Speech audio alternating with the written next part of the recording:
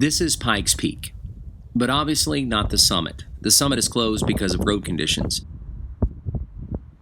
If you're looking for a video about Pikes Peak, click the tab in the right-hand corner of your screen now. There's even some boring clickbait stuff about Bigfoot in that video. I'd never wanted that channel to use clickbait, but we do what we must. It's not like I'm compromising my morals or anything, but it's annoying. By design, this channel is different.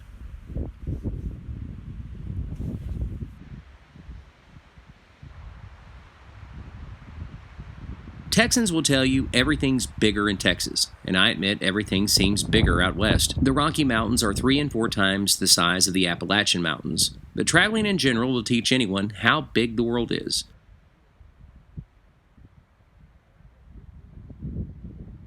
My 21-year-old son said something on this trip that was pretty interesting. He said, "Dad, this trip has shown me how small I am." I didn't like his wording because I don't see him as small. He's pretty large in my life, but I know what he means. My son's traveled a lot compared to some young adults. East of the Mississippi, he's been all over the place. He's even been to New York City, Nicaragua, and, well, a bunch of other places. He told me that it was the people and the mountains. Denver was much bigger than he imagined. Having been to Denver a few times, I don't guess I've imagined it one way or the other, but I know what he means. And for the first time, he was in awe of mountains.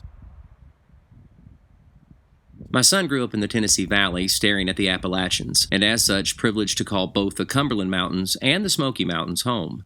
But these mountains took his breath away. One of my professors in college wrote a song called "Scary Living in a Big, Big World." I didn't know how amazing the song was back then. I wish I could find it online somewhere. You know, when you're under the age of 25, it's so scary living in a big, big world. At 46, if not for my faith in Christ, it would be terrifying living in a big, big world.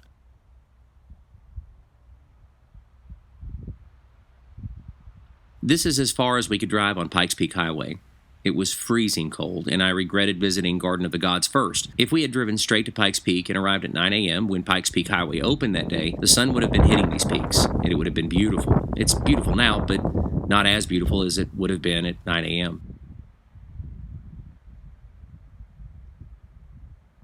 I think we're between 12 and 13,000 feet at this location, twice as high as anywhere in my neck of the woods, the Appalachian Mountains. The video I'm taking for this channel only lasts a little over 3 minutes. Yes, I have to loop a little bit in this video, but honestly, it was just too cold for anything longer.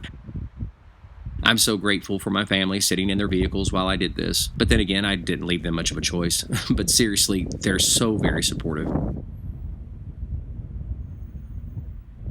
The wind chill was below zero, and they even closed this section of the mountain highway the very next day due to snow and ice. It'll remain closed until late spring and early summer next year. We got there at the nick of time. Even in the summer, snowstorms are possible on this part of the mountain. The thing about this amazing mountain scene is that the oxygen level is only a little more than 60% of the oxygen at sea level. I thought of the irony of shooting a breathe video where I was having the most difficult time breathing. But then I remembered that people and animals manage to live at this altitude all over this scary, terrifying, big, big world. Turns out you can acclimate to this altitude. Your body eventually learns to use what it's given, and over time, you adjust. Like anything else in life, it's the process of adjusting that's difficult. Altitude sickness isn't from the altitude at all, it's from changing altitudes quickly. Just reach with it. Way back there in the back.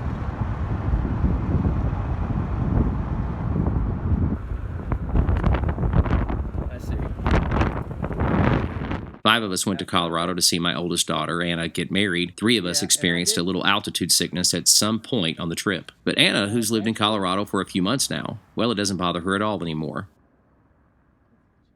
We can get used to just about anything, and it's very beneficial. It makes us resilient and able to survive.